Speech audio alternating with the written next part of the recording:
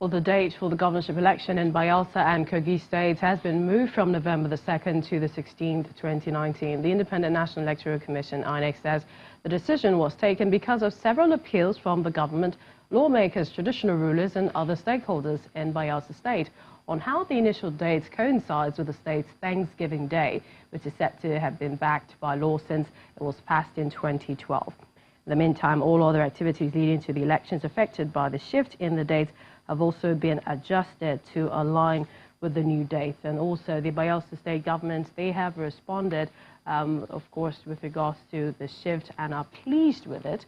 And they have done so in a press statement. But let's get more perspectives on the decision of the Commission and the implications and perhaps what might change in the two elections. Esther Zoma, a co-convener of the Civil Society Election Situation Room, joins us from our Abuja studio. We'd like to thank you for joining us at this time and ask, what's your assessment of the shift in the election days by INEC?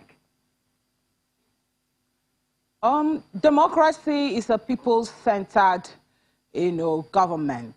It's the type of government that is actually, that involves the people. And I think I'll give kudos to INEC as a responsive establishment, yielding to the plea of particularly the Bayelsa state government. If they will not be available for any reason, to participate in the democratic process on that given day, I mean, it's a fantastic, development that out of, the need to carry people along, INEC has yielded to the pleas from Bayelsa state. But having said that, we should also be wary so that people will not use the Bayelsa state example as a precedent for employing or rather persuading the commission to shift dates for elections. In this particular instance, since it's a tradition in Bayelsa to give Thanksgiving, it's a welcome development that INEC, as a responsive institution, responded to the nuance and the pleas of Bayelsa people. Let's talk about INEC's template, if I may. Let's talk about INEC's template. They said that they will transmit results manually, and we know what happened during the conduct of the 2019 elections. What do you think INEC needs to do to improve elections in Kogi and Bayelsa state? Well, I have this feeling that Bayelsa and Kogi will go well because all resources of states, will be channeled. We've seen how, one-off elections, have been conducted in the past. People do the things they are supposed to do. I don't think there'll be logistic challenges. Well, the method INEC has chosen, for this particular conduct, for these particular elections, they have that power to do that. But care should be taken so that you do not, people have prepared for elections and prepared for modes of conducting that election. I think last-minute changes as much as possible should be avoided. But what INEC should do that let polls be opened on time, because once polls are opened on time, every other thing follows.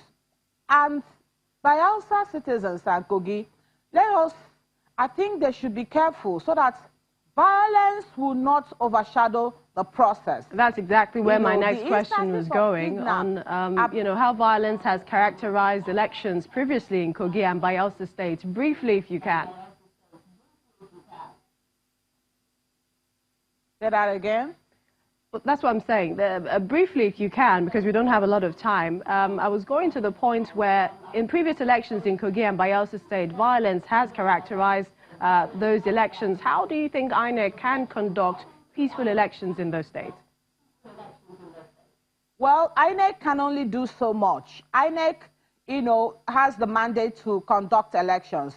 INEC relies on other bodies, other agencies of government to provide, a conducive environment. INEC is not a gun-carrying institution. Safety, they will rely on the Nigerian police. As such, I will employ the IGP. So far, this Inspector General Police is doing well. So far, so good. He has come out publicly to tell us the problems he's confronted with. So for Kogi and Bayelsa, let men be deployed. Let their identities be revealed so that we can know who is responsible for what. And the citizens of that state, above all, must decide to embrace a peaceful conduct. Because if they decide that elections will not be peaceful, believe me, all the armies in the world cannot help. Esther Uzoma, we appreciate your time on the program, co-convener of the Civil Society Election Situation Room, for joining us at this time.